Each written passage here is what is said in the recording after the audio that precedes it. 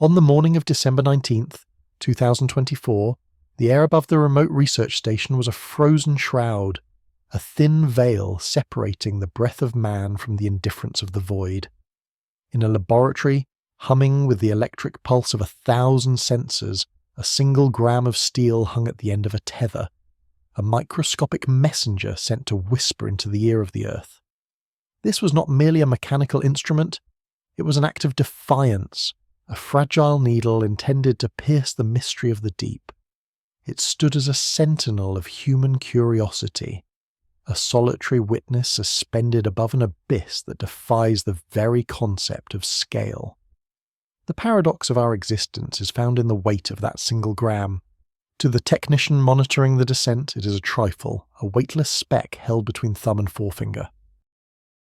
Yet, as it began its journey into the dark, it carried the entire burden of our scientific understanding, a tiny anchor cast into an ocean of liquid fire that has been churning for 4,500,000,000 years. Beneath the feet of the unwary, 2,900 kilometers into the dark, there lies a liquid iron sea. It is a world of 6,000 degrees, a temperature that rivals the visible surface of the sun, trapped within the crushing embrace of the planetary mantle. Here, the pressure is measured in millions of atmospheres, a force so absolute that it transforms the familiar into the alien, turning solid rock into a creeping plastic flow, and iron into a swirling electric nightmare. This is the planetary mechanism, the churning dynamo that grants us our magnetic shield and keeps our atmosphere from being devoured by the solar winds. It is a silent, inexorable engine of heat and motion. For eons, it has functioned in the dark, a primordial heart beating with the rhythm of radioactive decay and the leftover heat of the planet's violent birth. And on this day, as the steel needle reached the boundary where the solid mantle meets the liquid outer core, something impossible occurred. The tether, an engineering marvel designed to withstand the violent tug of gravity, and the searing reach of the thermal gradient did not merely snap. It unravelled in a way that violated the fundamental rules of geophysics. It was as if the very geometry of the abyss had rejected the intrusion of the surface world. At that precise moment, the sensors recorded a flicker, a deviation in the magnetic flux that should not exist according to every law written by the hand of man. The liquid iron, which usually flows with the stately grace of an ancient river, seemed to shudder. This was the catastrophe of the small meeting the infinite. In the scale of the cosmos, a human life is a blink, and a gram of steel is a ghost. But in the theatre of the deep, that gram became the catalyst for a revelation. As the connection severed, the needle began its final descent, no longer a tool of measurement, but a sacrifice. It fell into the molten heart of the world, a minute remnant of civilization destined to be dissolved and integrated into the primordial soup of our origin. We exist upon a thin crust, a fragile tapestry woven over a furnace. We look to the stars and fear the vacuum of the cosmos, the silent oblivion of the intergalactic void, yet we ignore the white-hot abyss that roils beneath our beds. The 19th of December, 2024, was the day we realised that the Earth is not a stage built for our comfort, but a volatile vessel, a cooling ember in a vast and silent gallery of ghosts. The tether broke, and in that silence, the scale paradox was laid bare. We are the architects of the small, attempting to measure the immeasurable, standing at the edge of a golden abyss that was here long before our first ancestor stood upright, and which will remain long after our last city has turned to dust. The liquid iron does not know our names, the 6,000-degree heat does not feel our presence. It only consumes, it only flows.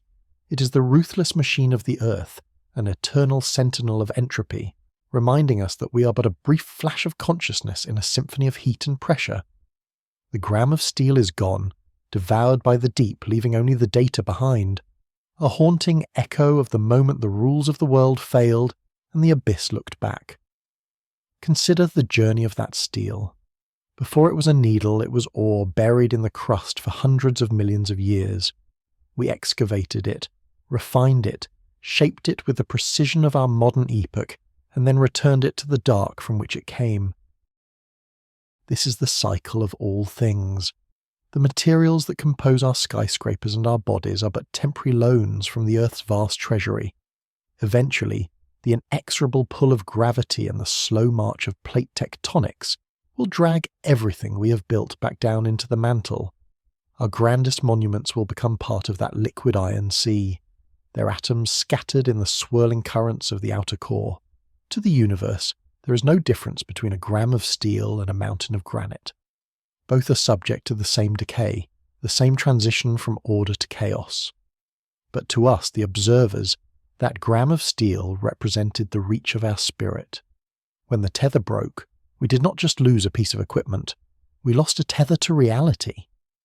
The geophysicists in the room watched the screens in a state of melancholic shock. They had expected resistance, they had expected heat, but they had not expected the vacuum. For a fraction of a microsecond, the sensors reported a density of 0, a literal void where there should have been the most compressed matter on the planet. This is the moment where science touches the divine, or perhaps the demonic. When a rule of physics breaks, it suggests that our understanding of the cosmos is merely a local phenomenon, a set of guidelines that apply only to the surface of our experience. Beneath the crust, in the heart of the engine, the laws may be different. The liquid iron may be dancing to a music we cannot hear, governed by forces that transcend our current epoch of knowledge. We are like ants crawling across the face of a grand clock, unaware of the massive gears and springs that drive the hands. We see the time, but we do not understand the mechanism. As the needle descended past the 2,900 kilometre mark, it entered a realm where time itself seems to dilate under the pressure. The iron here is not just a metal, it is a plasma, a roiling sea of charged particles that generates the very shield that protects our biology. If this engine were to stall, if the liquid iron were to cease its eternal rotation, the sun would strip our world bare. The oceans would boil away into the void, and the atmosphere would be scattered like dust in the wind. We are entirely dependent on this hidden, violent furnace. We are guests of the abyss, living on the cooling skin of a star-born pearl. The failure of the tether on that December day serves as a memento mori for our species. It reminds us that despite our technological prowess, despite our ability to launch probes to the edge of the solar system, we are still fragile creatures clinging to a rock. The scale paradox remains the greatest challenge to our sanity. How can we matter in a universe so vast, so old, and so indifferent? How can a gram of steel mean anything against the weight of the world? Perhaps the answer lies in the act of looking. We are the universe's way of seeing itself. We are the witness. Even as the needle was devoured by the heat, the fact that we sent it there remains. We dared to reach into the abyss. We dared to ask the question, and though the Earth answered with silence and a broken rule, the data we gathered is a testament to our presence. We are the consciousness of the Earth, the small spark of light in the middle of an eternal dark. We are the children of the furnace, looking back at the fire that forged us, even as it threatens to consume everything we have ever known. To understand the silence of the abyss, we must look back to a moment when the world was still reeling from the echoes of a global catastrophe. In the year 1919, as the dust of the Great War settled upon a fractured Europe, a physicist named Joseph Larmor turned his gaze toward the sun. He sought to understand how a sphere of burning gas could maintain a magnetic field across the vast reaches of the void. He proposed a concept that would become the foundation of our understanding of planetary hearts, the self-exciting dynamo. This was not a machine of brass and iron built by human hands, but a fluid mechanism of primordial power, a system that feeds upon its own movement to ignite a shroud of magnetism around a celestial body. Beneath our feet, the liquid outer core is a sea of molten iron and nickel, a churning cauldron driven by the inexorable pull of entropy. Heat, trapped, since the very birth of the world, 4,500,000,000 years ago, seeks an escape. It rises from the solid inner core in massive plumes, a slow and heavy dance of convection. This is the first movement of the invisible symphony. As the hotter, lighter metal ascends, it carries with it the kinetic energy of the depths, pushing against the weight of the world above. But this movement alone is not enough to create the shield that guards our atmosphere. The universe requires a second ingredient, a phantom hand to guide the flow. This hand is the Coriolis effect, a consequence of the planet's relentless rotation. As the Earth spins, it twists the rising plumes of liquid iron into tight helical spirals, much like the way a cyclone is birthed in the thin air of the surface. Imagine a tapestry being woven by 1 billion invisible needles, each one a column of liquid fire thousands of kilometers long. These rotating pillars of conductive metal act like the coils in a gargantuan generator. As the iron moves through an existing, albeit weak magnetic field, it induces an electric current. This current, in turn, strengthens the magnetic field, creating a feedback loop that has endured for eons. It is a self-sustaining fire, a ghost in the machine that requires no fuel other than the cooling of the planet and the steady, rhythmic turning of the world.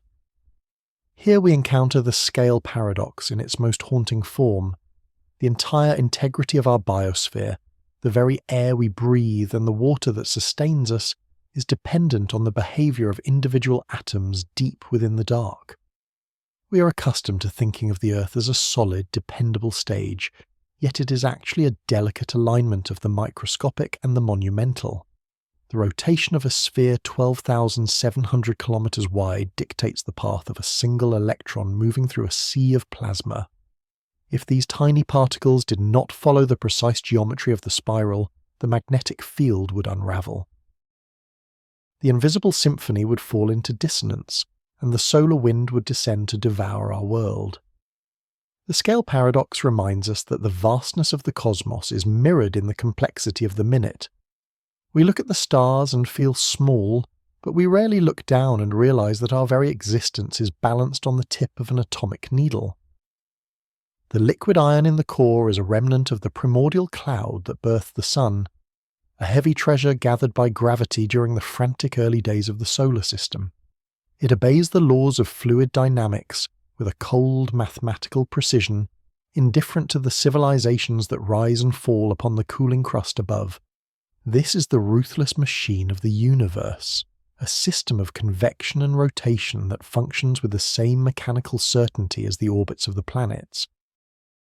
As the liquid metal twists and turns, it creates a magnetic envelope that extends far beyond our atmosphere, reaching tens of thousands of kilometers into the dark.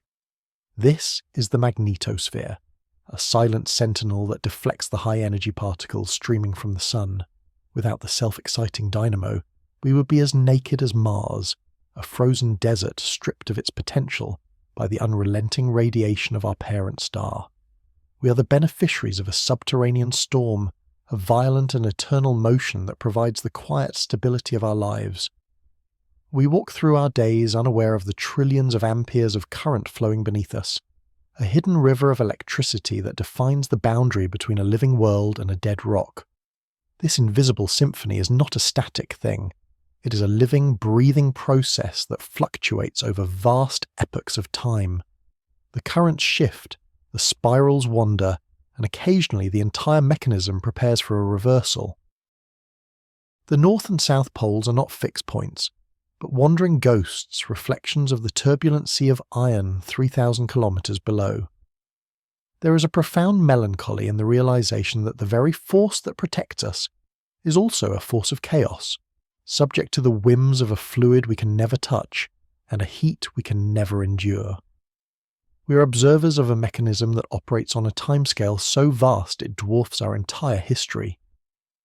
To the dynamo, the rise of humanity is a mere flicker, a momentary spark in a long dark night.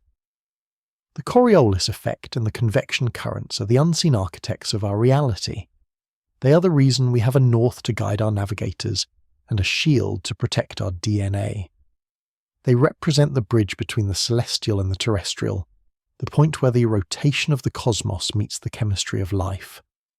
As we peer into the abyss, we see not just a void, but a complex churning engine.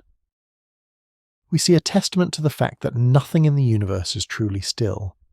Even in the deepest, darkest reaches of the planet, there is motion, there is light, and there is an inexorable drive toward a higher order. In this phase of our journey, we must accept the humility that comes with understanding the scale paradox.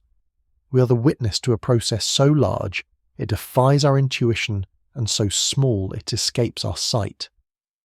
The self-exciting dynamo is a reminder that we are part of a larger tapestry, a single thread in a garment woven from gravity, heat, and rotation. We are the children of the furnace, living on a world that is still very much alive, still burning with the fire of its creation. And as we continue to descend into the history of the universe, we must remember that the most important forces are often the ones we cannot see, the silent melodies of the invisible symphony that keep the oblivion at bay. The void remains hungry, and the entropy of the universe is a debt that must eventually be paid. But for now, the dynamo turns, the iron spirals, the shield holds. We exist in the brief, beautiful window of time between the ignition of the core and its eventual, inevitable cooling. We are the consciousness of the mechanism, the only part of the machine that has stopped to wonder how it works. In the silence of the deep earth, the symphony continues, a primordial song of fire and motion that will play on long after the last observer has vanished into the dark. Yet, even the most majestic symphony can falter, and even the strongest shield can develop a flaw. High above the churning waters of the South Atlantic, stretching from the verdant coasts of South America to the tip of southern Africa, there exists a wound in the invisible. It is a place where the barrier between our world and the lethal radiation of the cosmos has grown dangerously thin, a localized decay in the tapestry of our planetary protection. This is not a physical tear in the atmosphere, nor is it a storm that can be seen with the naked eye. Instead, it is a profound thinning of the magnetosphere, a hollow in the armor of the world that serves as a grim reminder of our vulnerability. For decades, this region has been a source of quiet anxiety for those who monitor the heavens. When satellites pass through this invisible valley, they are suddenly bombarded by a deluge of high-energy particles. The silicon minds of our most advanced machines begin to fail. Pixels flicker and die. Memory banks become corrupted, and the delicate electronics that facilitate our global communication are pushed to the brink of destruction. It is as if the vacuum of space usually held at bay by the unseen hands of the dynamo is permitted to reach down and touch the fragile artifacts of human ingenuity. This is the pothole in the shield, a manifestation of the chaos lurking beneath the surface of our planet. To understand the depth of this unravelling, we must look to the sentinels we have placed in the void. The Swarm mission, a constellation of 3 sophisticated satellites designed to map the hidden heartbeat of the Earth, has provided a portrait of this decline that is both precise and unsettling. These robotic observers, drifting through the silent abyss, have measured the magnetic flux with unprecedented accuracy. Their data reveals a reality that defies our desire for a static world. Over the last 200 years, the global magnetic field has weakened by nearly 9%. This is not a minor fluctuation, but a significant shift in the mechanism that allows life to persist on this rock. The 9% decline is concentrated most heavily within the South Atlantic Anomaly. Here, the protection is at its lowest, creating a gateway for the solar wind. We often think of the sun as a benevolent provider of light and warmth, but it is also a relentless source of catastrophe. It spews forth a constant stream of plasma, a tide of protons and electrons that would strip away our atmosphere and scour the surface of the Earth, clean of life if not for the magnetic shield. The anomaly is a point where the tide has begun to break through. It is a localized collapse, a sign that the great engine in the core is shifting its gears, moving toward a new and perhaps more turbulent configuration. This decay is a direct reflection of the turmoil 3,000 kilometers beneath our feet. The self-exciting dynamo is not a perfect machine. the flows of liquid iron are subject to turbulence, to eddies and countercurrents that can disrupt the primary magnetic field. Deep beneath the African continent, a massive reservoir of dense, hot material, a thermochemical pile, disturbs the rising plumes of iron. This subterranean mountain of rock interferes with the symmetry of the dynamo, causing the magnetic lines of force to warp and weaken. The South Atlantic Anomaly is the shadow of this deep interior struggle cast upon the surface of the world. It is the point where the internal friction of the planet manifests as an external vulnerability. The scale paradox is never more apparent than when we consider the implications of this thinning veil. To a human observer, 200 years is a vast span of time encompassing generations of discovery and conflict. But to the cosmos, and to the planet itself, 200 years is a mere heartbeat. That a 9% loss in strength could occur in such a brief window is a testament to the inexorable nature of entropy. The shield is not a permanent gift. It is a temporary reprieve granted by the laws of physics. We are living during an epoch where the engine is still hot enough to function, but we are also witnesses to its inevitable wear. As the anomaly grows and deepens, it hints at a much larger event on the horizon, the geomagnetic reversal.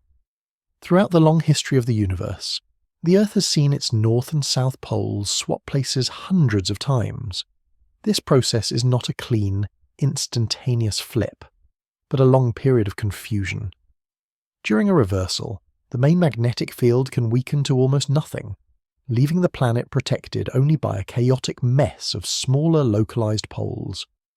The South Atlantic Anomaly may be the first sign that such an unravelling has begun. It is the first stitch to pull free in a garment that has covered the world for hundreds of thousands of years. There is a profound melancholy in observing this process. We find ourselves in the position of a passenger on a great vessel, noticing a small leak in the hull. The ship is massive, and the leak is currently manageable, but it represents an undeniable truth about the nature of our journey. The universe does not care for our survival.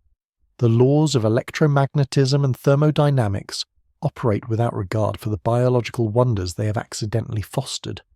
The vacuum is indifferent, and the radiation of the stars is a constant pressure, seeking any gap, any weakness to reclaim the order that life has temporarily borrowed.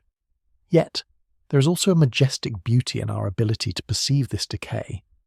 We have built the Swarm satellites to see what is invisible. We have developed the mathematics to understand the churning of iron in the lightless depths. We are the consciousness of the planet, the only part of the Earth that can look at its own failing shield and recognize the danger. We stand on the precipice of the abyss, measuring the rate at which the light fades. This awareness is our unique burden and our greatest achievement.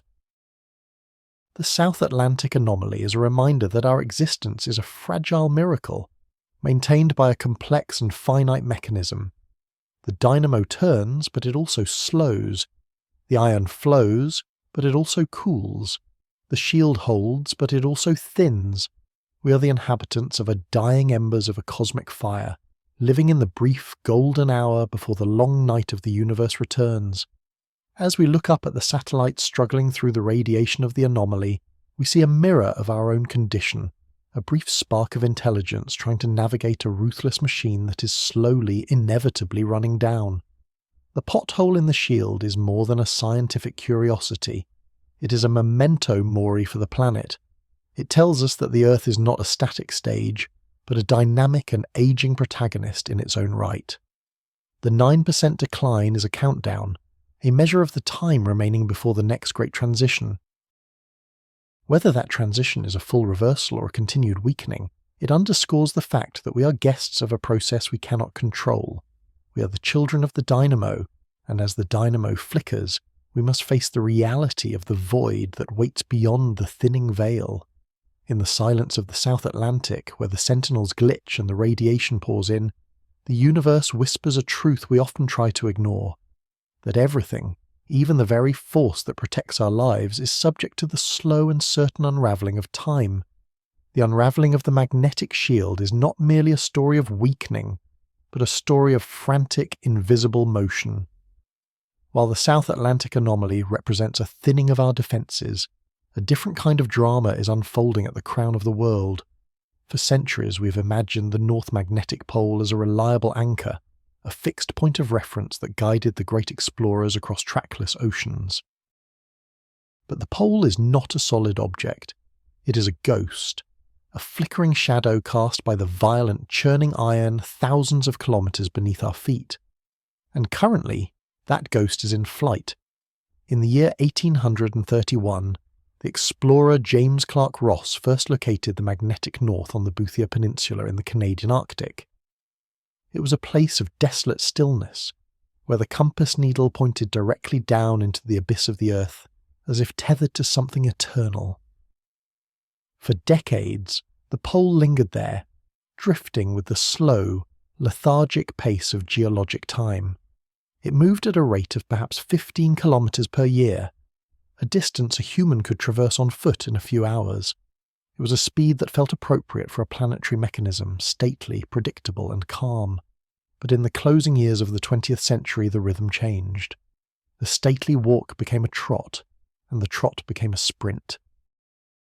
By the year 2001, the pole had left Canadian territory entirely, striking out across the Arctic Ocean. Today, it is racing towards Siberia at a speed of 55 kilometres every year. To a human traveller, 55 kilometres is a modest journey, a mere hour of driving on a paved road. But for a planetary axis, for the fundamental alignment of the world's magnetic field, it is an impossible acceleration. It is as if the very foundations of the Earth have suddenly become impatient with the status quo. This Siberian sprint represents a profound shift in the inner machinery of our world. Deep within the outer core, there is a tug-of-war occurring between two massive patches of magnetic flux. One patch lies beneath Canada, and the other beneath Siberia. For most of recorded history, the Canadian patch held the advantage, pinning the pole to the high north of the Americas. But the Canadian patch is weakening, stretched thin like a dying ember, while the Siberian patch has grown intense and concentrated.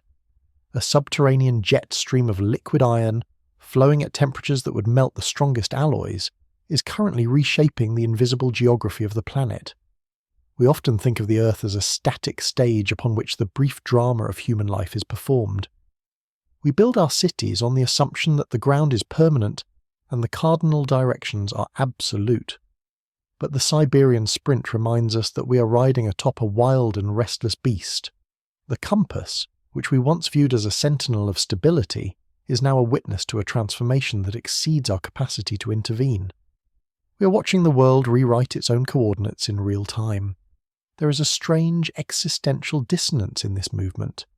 In the year 2018, the pole officially crossed the international date line.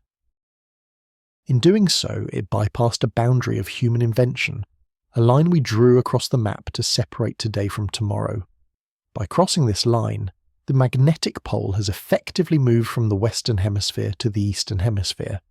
It has violated our sense of order, jumping across the temporal threshold we created to manage our lives. The pole does not care for our calendars or our time zones. It follows the inexorable laws of fluid dynamics and electromagnetism, oblivious to the civilizations that rely on its consistency. This crossing is a violation of geologic time.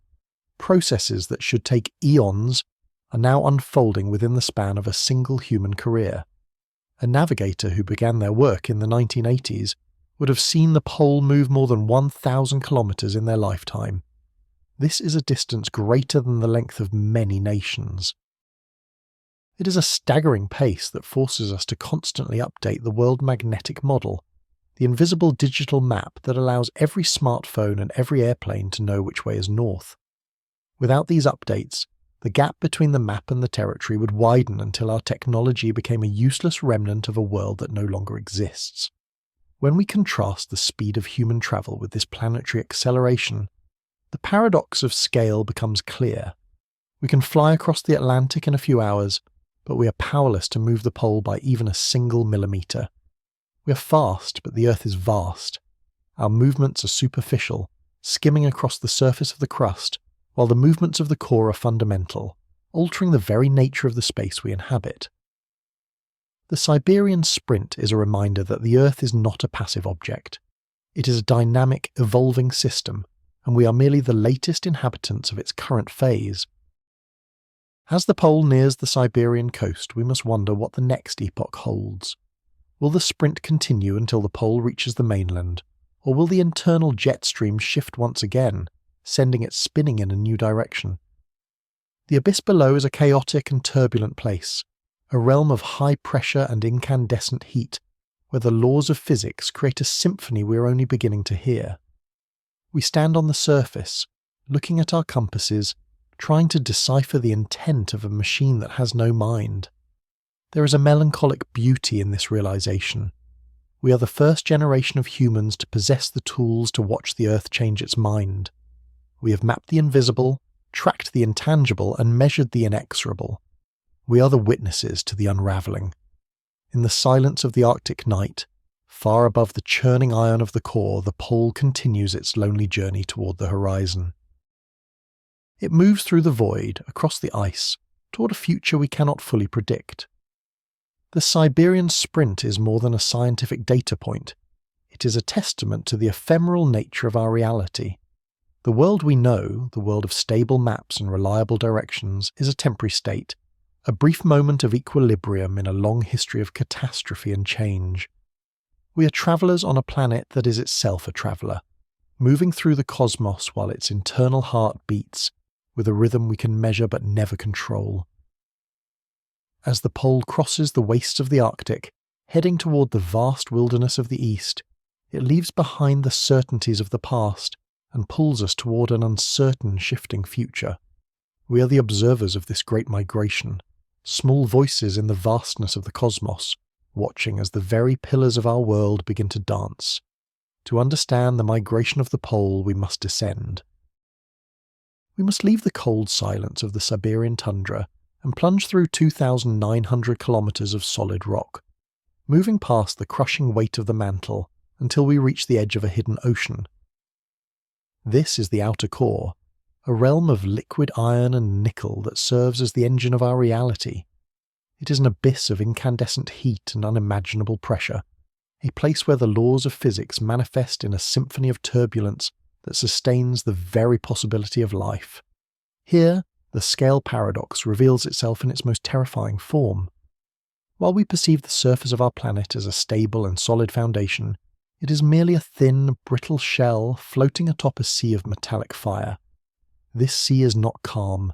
It is a subterranean storm of gargantuan proportions, a chaotic theatre where the fluid dynamics of molten metal dictate the fate of the world above.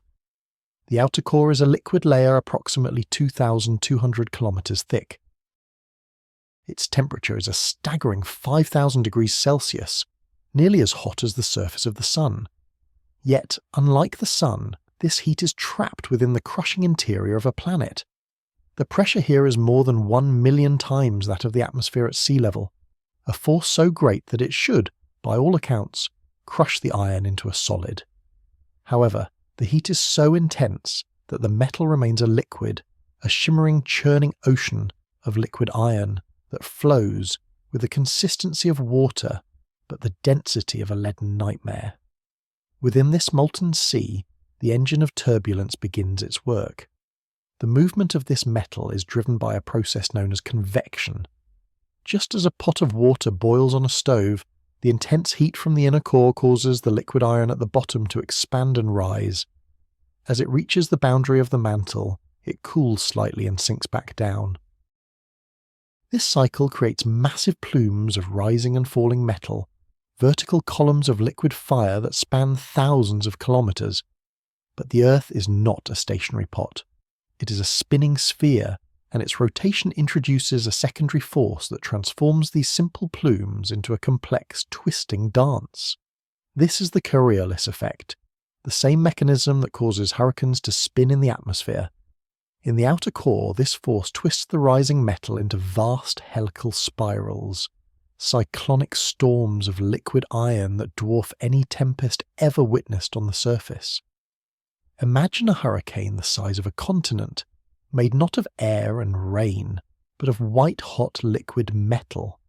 These storms do not last for days or weeks. They persist for centuries, churning in the darkness, grinding against one another in a silent war of fluid and force. This is the engine of turbulence. It is a machine of exquisite complexity, where the motion of the fluid generates the very magnetic field that directs our compasses. As the conductive liquid iron moves through the existing magnetic field, it creates electric currents, which in turn reinforce and regenerate the magnetic field itself. This is the geodynamo, a self-sustaining cycle of energy that has been running for billions of years. It is a mechanism of survival, an invisible sentinel that shields our atmosphere from the scouring winds of the sun.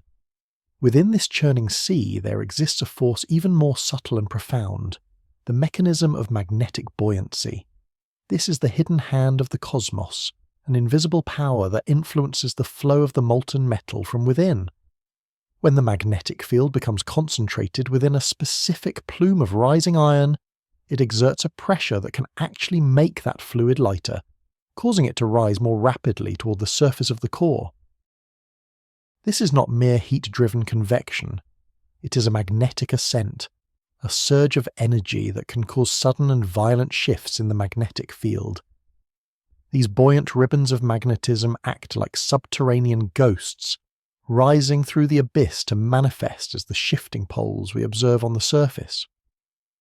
When a particularly powerful plume of magnetic buoyancy reaches the top of the core, it can cause the North Pole to leap across the map, triggering the kind of acceleration we see today in the Siberian Sprint. The scale paradox here is haunting. We as humans occupy a world of thin air and soft sunlight, unaware that beneath our feet, a liquid metal ocean is undergoing a constant violent upheaval. We measure our lives in years and decades, while the engine of the core operates on an epochal scale. Yet the micro-movements of this engine, the subtle shifting of a single metallic vortex, can render our most advanced technology obsolete. We are tethered to the whims of a subterranean giant, a machine of iron and entropy that does not know we exist. The void between our understanding and the reality of the core is vast. We send probes to the outer reaches of the solar system, mapping the craters of distant moons and the rings of gas giants, yet the 3,000 kilometers beneath our feet remain more inaccessible than the furthest star. We can only listen to the echoes of the core through the sensitive needles of our magnetometers, trying to decipher the intent of a storm we can never see. This turbulence is not merely a physical phenomenon, it is a reminder of the inexorable nature of change. The outer core is slowly cooling. As it loses heat to the mantle above, the liquid iron gradually freezes onto the surface of the solid inner core. This process, which has been occurring for eons, releases even more heat and light elements, further driving the convection that powers the dynamo.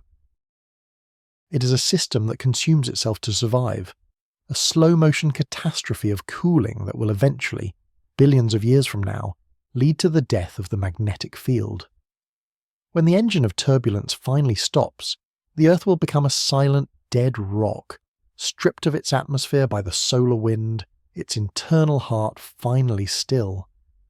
We are living in the golden age of the geodynamo, a brief window of time where the chaos of the core provides the stability for life to flourish. There is a profound melancholy in the realization that our protection comes from such a violent and unstable source. The same turbulence that creates the shield also causes the poles to wander and flip. The same heat that drives the engine will one day be its undoing. We are the witnesses to a magnificent decaying tapestry of fluid and fire. As the Siberian Sprint continues, and as the magnetic field enters a period of heightened instability, we are reminded that the Earth is not a permanent monument, but a dynamic and evolving process. The engine of turbulence is the heartbeat of our world, a rhythmic, chaotic pulsing that defines the boundaries of our existence. We are the passengers on a ship powered by a furnace we cannot control, sailing through the void of the cosmos while the liquid metal beneath us carves out the future of our planet. In the face of such vastness, our only recourse is to observe, to measure, and to wonder at the sheer, terrifying majesty of the machine that keeps us alive. We stand on the crust, tiny shadows cast by the light of a hidden sun, listening to the roar of the subterranean storm that never ends. But even within this roaring furnace, there are regions of eerie, heavy stillness. To understand the true nature of our world, we must descend further than the reach of any light, past the crushing weight of the silicate mantle, to the very edge of the abyss. Here, at the boundary where the solid stone of the mantle meets the liquid iron of the outer core, lie the ghosts of the primordial earth. 2,900 kilometers beneath the soles of our feet, there exist two gargantuan structures that defy the imagination. These are not mere rock formations, they are continental in scale, rising like jagged silent cathedrals from the liquid metal sea. Scientists peering through the lens of seismic waves call them thermochemical piles, but they are more akin to the forgotten ruins of a world that existed before time began. These structures, one resting beneath the vast expanse of the Pacific Ocean and the other beneath the ancient heart of Africa, are the sentinels of the deep. They are thousands of kilometers across and hundreds of kilometers high, dwarfing the tallest mountains of the surface. If we could stand before them, they would appear as shimmering, dark masses, denser and hotter than the rock surrounding them, anchored to the core like the ballast of a great ship. They are the remnants of a violent birth, perhaps the shattered remains of a protoplanet that collided with the infant Earth eons ago, or perhaps the heavy dross left behind when the world first differentiated into layers of metal and stone. They have sat in the crushing darkness for billions of years, witnesses to the rise and fall of every mountain range and the birth and death of every species that has ever breathed the thin air of the surface. The scale paradox becomes starkly evident when we consider the relationship between these subterranean giants and the fragile instruments of human navigation. Imagine a traveller standing in the middle of a desolate, windswept tundra, holding a small brass compass in the palm of a trembling hand. The tiny needle, a sliver of magnetized steel no longer than a fingernail, quivers as it seeks the north. To the traveller, this movement is a simple, reliable fact of nature, yet the invisible force that guides that needle is being sculpted by the titanic presence of the thermochemical piles thousands of kilometers below. These massive blobs act as anchors and obstacles for the churning liquid iron of the core. As the molten metal flows around these primordial remnants, it is diverted, coiled, and squeezed, creating the specific geometry of the magnetic field that envelops our planet. The needle in the traveller's hand is dancing to the rhythm of a mechanism so vast it spans the diameter of the world, a symphony of fluid dynamics played out against the unmoving bulk of these hidden monuments. There is a terrifying elegance in this connection. Every time a sailor navigates the dark waters of the Atlantic, every time a migratory bird follows the unseen ley lines of the sky, they are tethered to the ghosts of the core mantle boundary. We live our lives in the light, oblivious to the fact that the very structure of our reality is dictated by these silent ancient anomalies. They are the architects of the magnetic shield that prevents our atmosphere from being stripped away into the void. Without these piles to anchor the flow of the core, the magnetic field might be a chaotic, flickering thing, unable to provide the stability required for the slow, inexorable march of evolution. We are the unintended beneficiaries of a subterranean geography we can never touch, a landscape of iron and silicate that will remain forever beyond our grasp. The existence of these thermochemical piles reminds us that the Earth is not a uniform sphere, but a complex decaying tapestry of old and new. They are the chemical remnants of a primordial epoch, preserved in the high-pressure vault of the deep interior. While the surface of the planet is constantly recycled by the relentless engine of plate tectonics, these piles remain relatively stationary, cold witnesses to the madness above. They have seen the supercontinent of Rodinia unravel, watched as Pangaea coalesced and then shattered into the familiar shapes of our modern world. To them, the history of humanity is a mere flicker, a momentary spark in the darkness before the inevitable return to the silence of the void. They are the true masters of the Earth's long memory, holding the secrets of our origin in their dense, unyielding hearts. As we contemplate these structures, we are forced to confront the abyss of our own ignorance. We have mapped the surface of Mars with greater precision than we have mapped the boundary beneath our own feet. We rely on the echoes of earthquakes, seismic waves that ripple through the planet like the ringing of a bell, to catch fleeting glimpses of these subterranean titans. Each tremor, each catastrophic shift in the crust, sends a pulse of energy downward, illuminating the silhouettes of the piles for a fraction of a second before they vanish back into the gloom. We are like blind men trying to describe a cathedral by listening to the way the wind whistles through its rafters. The reality of the core mantle boundary is a world of extreme heat and pressure, where the laws of physics as we understand them are pushed to their absolute limits. It is a realm of metallic snow and crystalline forests, where the very atoms of the rock are crushed into new and exotic forms. The thermochemical piles are not just passive observers, they are active participants in the slow decay of our world. They influence the way heat escapes from the core, acting as thermal blankets that regulate the cooling of the planet. In doing so, they control the lifespan of the geodynamo itself. If they were to shift, or if the mantle were to devour them over the course of the next several 100 million years, the magnetic field would undergo a fundamental transformation. The stability we take for granted is a fragile equilibrium, a temporary truce between the heat of the primordial sun and the cold oblivion of space. We are living in a brief moment of grace, a golden age of planetary magnetism provided by the configuration of these hidden giants. The realization that such gargantuan structures exist, and that they hold such absolute power over our survival, inspires a sense of profound melancholic wonder. We are small, transient beings walking upon the skin of a world that is far more alien than we dare to admit. The compass in our hand is not just a tool for navigation, it is a telephone line to the deep past, a direct link to the ghosts that haunt the core mantle boundary. We are the witnesses to a cosmic machine of terrifying scale, a mechanism of iron and entropy that operates on a timeline we can barely conceive. As we look down at the ground beneath us, we must acknowledge that we are standing above an abyss filled with ancient, unmoving sentinels, the silent anchors of our existence, forever hidden, forever vital, and forever beyond our reach. The journey of the Earth is a slow descent into stillness, and these thermochemical piles are the monuments that mark the path toward the eventual, eternal quiet of the cosmos.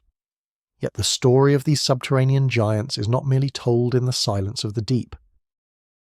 To understand the true power of the mechanism hidden beneath our feet, we must turn our gaze upward, away from the abyssal darkness of the core and toward the scarred and cooling skin of the world. Here, preserved in the frozen rivers of ancient fire, lies a chronological record of the planet's heart, a library of iron and stone that spans the eons. We find ourselves standing on the precipice of a moment 780,000 years ago, a time long before the first embers of human civilization were kindled, a time when the world was a wild and unrecognizable theatre of primordial forces. In this distant epoch, the Earth underwent a silent catastrophe, a transformation so profound that it would have rendered our modern instruments of navigation useless. This was the moment of the Brunnes-Matuyama reversal, the last time the very soul of the planet turned upside down. To the casual observer, the world would have seemed unchanged. The sun still rose in the east, and the tides continued their rhythmic dance under the pull of the moon. But beneath the surface, the invisible shield that protects our world from the cold oblivion of space was in a state of violent flux. The magnetic north and south poles, those invisible anchors of our orientation, began to wander and weaken, eventually trading places in a slow, agonizing somersault that lasted for thousands of years. The evidence of this celestial upheaval is not found in the clouds or the stars, but in the very ground we tread upon. When a volcano erupts, spewing molten rock from the depths of the mantle, it releases a liquid history into the light of day. Within this flowing lava are millions of tiny, needle-like crystals of magnetite, iron-rich minerals that act as the silver slivers of a memory that predates human consciousness. As the lava cools and begins to solidify, These crystals are buffeted by the Earth's magnetic field. While the rock is still liquid, they are free to rotate, aligning themselves with the invisible lines of force like billions of microscopic compass needles. But as the temperature drops below a critical threshold known as the Curie point, the rock hardens, and these tiny sentinels are frozen in place forever. They become the hard drives of lava, permanent records of the magnetic state of the planet at the exact moment of their birth. In the ancient basalt flows of the deep ocean floor and the volcanic plateaus of the continents, we find a tapestry of these frozen moments. By reading the orientation of these crystals, we can reconstruct the heartbeat of the planet across millions of years. We see a history of constant change, a series of flickers and pulses where the magnetic field has waxed, waned, and reversed itself hundreds of times. These crystals are the witnesses to a cosmic struggle, the remnants of a geodynamo that is as restless as it is powerful. When we examine the rocks from 780,000 years ago, we see the record of the Brunhes-Matuyama reversal written in the stone. We see the magnetic field begin to unravel, losing its coherent structure and dissolving into a chaotic jumble of competing poles. For a time, a traveller with a compass would have found no true north, only a confusing map of shifting shadows. The shield that guards us from the solar wind, that relentless stream of charged particles from the sun, would have grown thin and tattered. In this era of vulnerability, the atmosphere was bombarded by high-energy radiation, a silent assault from the cosmos that may have left its mark on the very evolution of life itself. This process is an inexorable part of the machine. The cooling of the core and the movement of the thermochemical piles far below create a system that is inherently unstable. We are currently living in an unusually long period of magnetic stability, a quiet interlude in a symphony of reversals. The 780,000 years that have passed since the last flip represent a duration far exceeding the average interval between such events. We are, in a sense, living on borrowed time. The memory held within the lava tells us that the current configuration is not an eternal state, but a temporary arrangement of matter and energy. The scale of this operation is a paradox that humbles the human mind. We find the secrets of the entire globe hidden within a grain of magnetite no larger than a speck of dust. These microscopic slivers carry the weight of planetary history, bridging the gap between the infinitesimal and the infinite. They remind us that the Earth is not a static stage upon which our history unfolds, but a dynamic and ever-changing entity, a vessel of iron and fire hurtling through the void. The vast reaches of the geological past are not lost to us. They are archived in the very crust, waiting for a consciousness capable of deciphering their silent testimony. As we look upon these ancient lava flows, we see more than just rock. We see the rhythmic breathing of a titan. We see the way the invisible becomes manifest. The magnetic field is the ghost in the machine, an unseen force that dictates the conditions of our survival. Yet we can only touch it through these cold, crystalline remnants. It is a sobering thought that our entire existence, from the first spark of thought to the complex networks of the modern world, has occurred within a single breath of the geodynamo, a brief period of magnetic calm that is destined to end. The memory of the Earth is a cold and lonely thing. It does not care for our empires or our art. It records only the raw data of entropy and magnetism, the inexorable decay of heat, and the shifting of the iron seas within the core. We are the first creatures on this world capable of looking at a piece of basalt and seeing the history of the stars and the secrets of the abyss reflected within it. We are the ones who have learned to read the hard drives of the lava, turning the silent stones into a narrative of our own precarious place in the cosmos. In the face of such vast and indifferent power, there is a profound sense of melancholic wonder. We are the witnesses to a mechanism that operates on a timeline of millions of years, a machine that was functioning eons before we arrived and will continue to grind long after we have vanished back into the silence. The silver slivers of memory in the ancient rock are a testament to the fact that we are part of a much larger story, a cosmic tapestry woven from fire, iron, and time. As we trace the lines of the magnetic field back through the epochs, we find ourselves staring into the eyes of the void, acknowledging that our world is a fragile sanctuary, a brief moment of light and order in an eternal sea of darkness and chaos. The journey through the 780,000 years since the last reversal is but a single step in the long, slow descent of the Earth, a journey toward an inevitable stillness where the heartbeat of the planet will finally cease, and the memory of the lava will be the only thing that remains in the cold, unblinking eyes of the universe. Yet this magnetic sanctuary, this invisible architecture that has cradled the ascent of man, is not an impenetrable fortress. It is a flickering candle in a cosmic gale. As we ascend from the cooling basalt of the crust and look toward the heavens, we encounter the true scale of our vulnerability. The Earth is not alone in the abyss. It is caught in the gravitational and electromagnetic embrace of a radiant tyrant. The Sun, a primordial furnace of inconceivable violence, does not merely provide the light of life. It exhales a constant, invisible torrent of ionized destruction known as the solar wind, a stream of particles hurtling through the void at speeds of over 1 million miles per hour. This is the great antagonist of our story, an inexorable force that seeks to strip away our atmosphere and scour the surface of our world until it is as dead and silent as the moon. The battle between the Earth and the Sun is waged in the high reaches of the magnetosphere, a region where the iron heartbeat of our core meets the fiery breath of the star. For eons this shield has held. It deflects the solar wind, funneling the charged ghosts of the Sun toward the poles, where they manifest as the haunting curtains of the aurora. But this shield is not a static wall. It is a dynamic, living thing, and it is currently entering a state of profound agitation.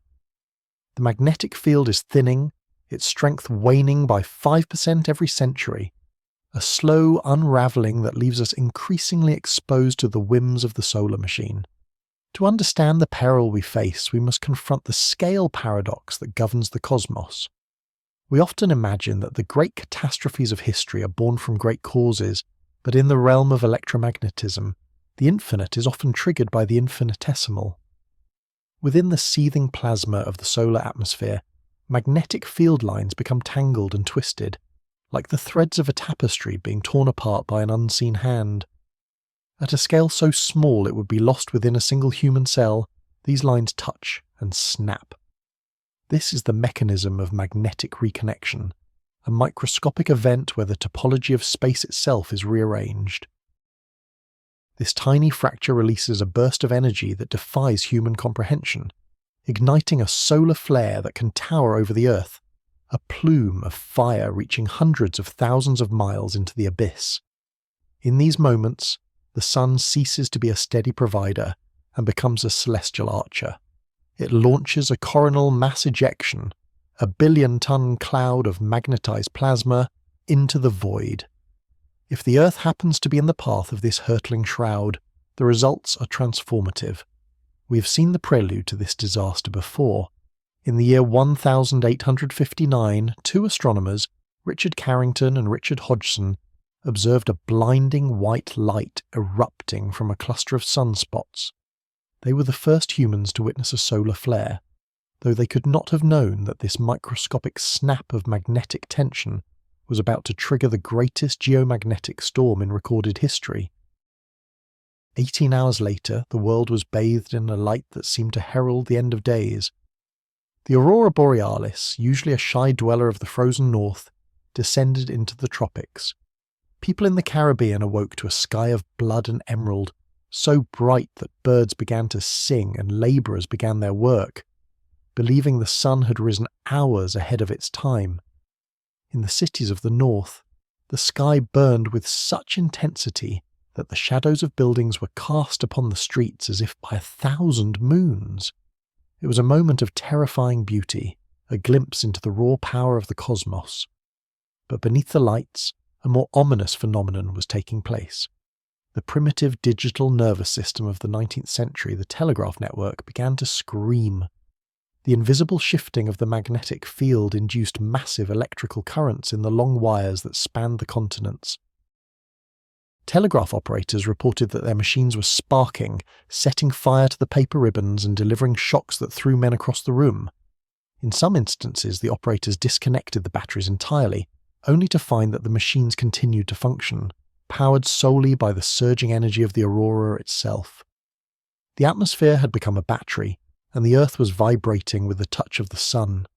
This event, the Carrington event of 1859, occurred in a world of brass and steam, a world where the loss of a few days of communication was a mere inconvenience. Today, we inhabit a vastly different reality. We have built a civilization that is entirely dependent on the very force that nearly destroyed the telegraph lines. Our world is woven from silicon and copper, a fragile web of satellites, power grids, and fiber optic cables that carry the sum total of human knowledge and commerce. We live in a digital epoch, an age where the invisible flow of data is the lifeblood of our species.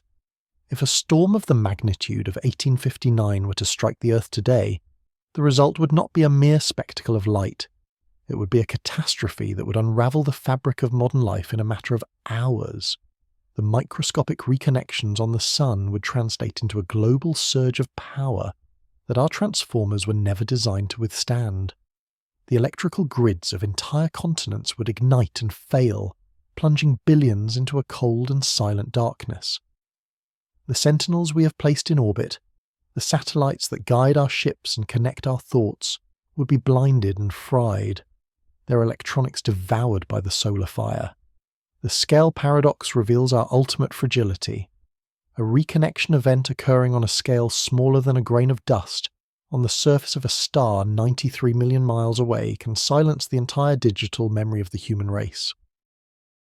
We are a species that has placed all of its trust in the stability of a shield we cannot see and a sun we cannot control.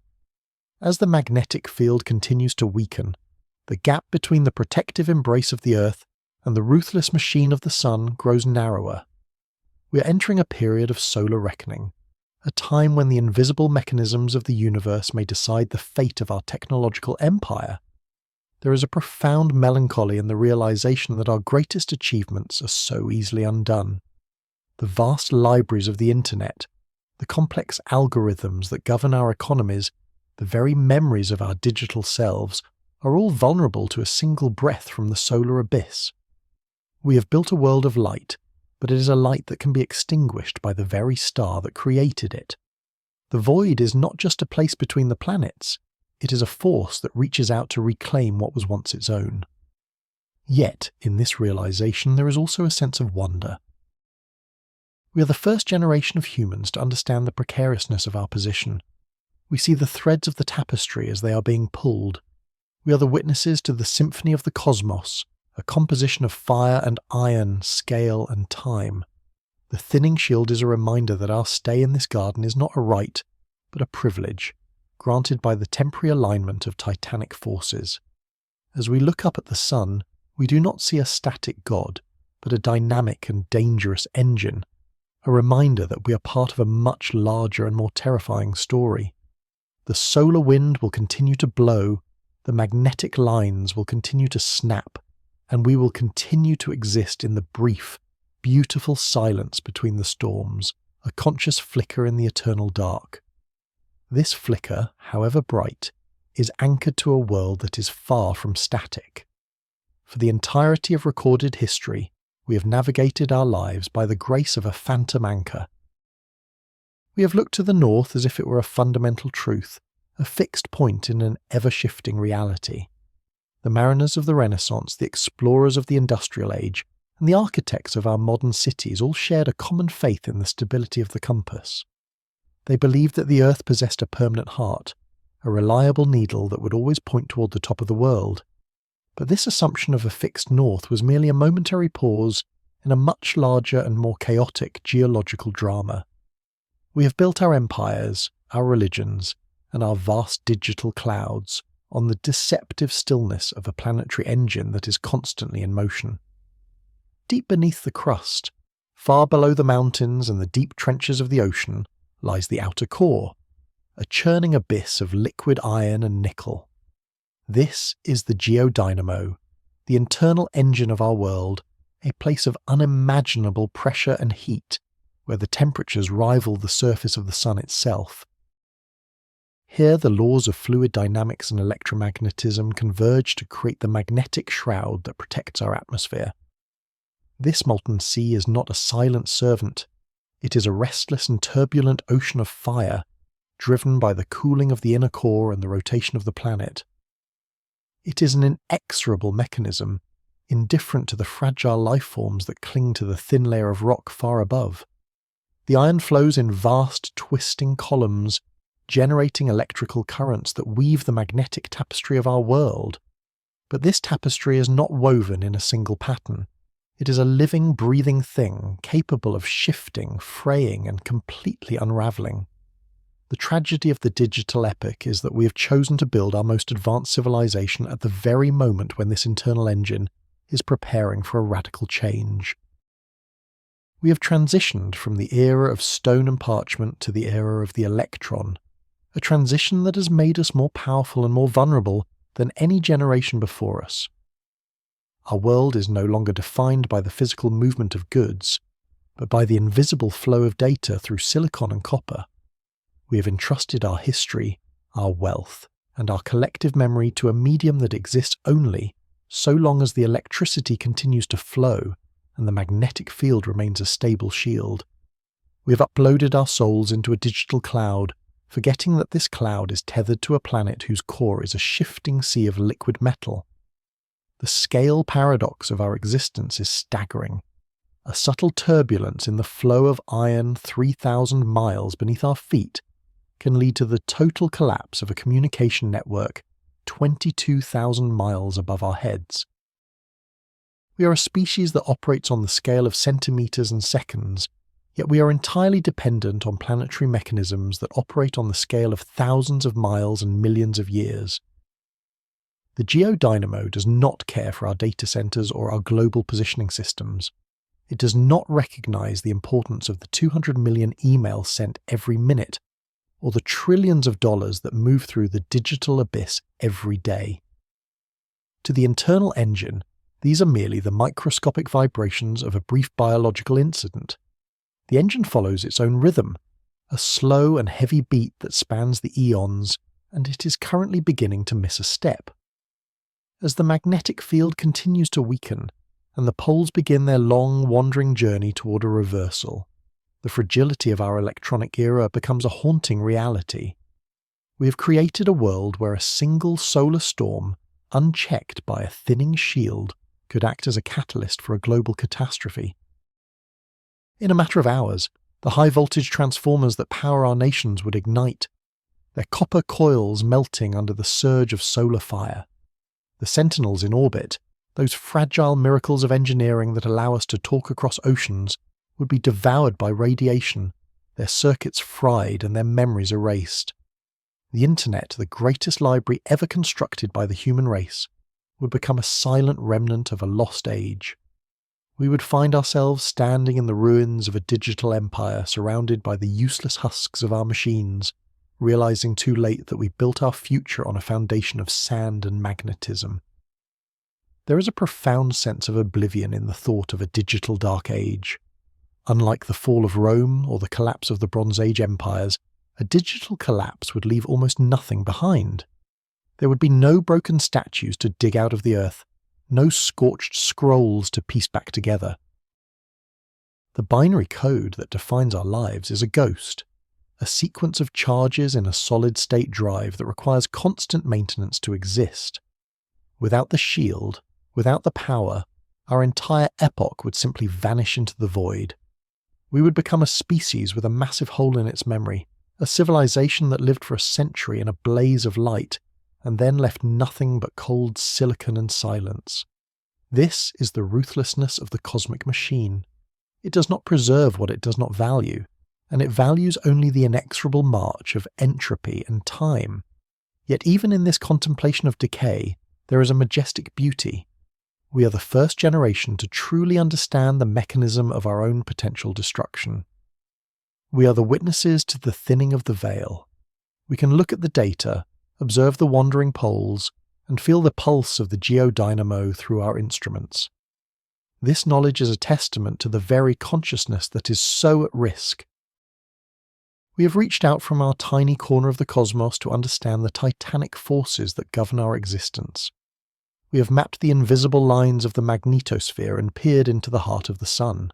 Even if our digital legacy is destined to be reclaimed by the abyss, the fact that we once knew these things is a triumph of the spirit. We live in the brief, golden hour of the digital epoch, a time of unprecedented connection and discovery.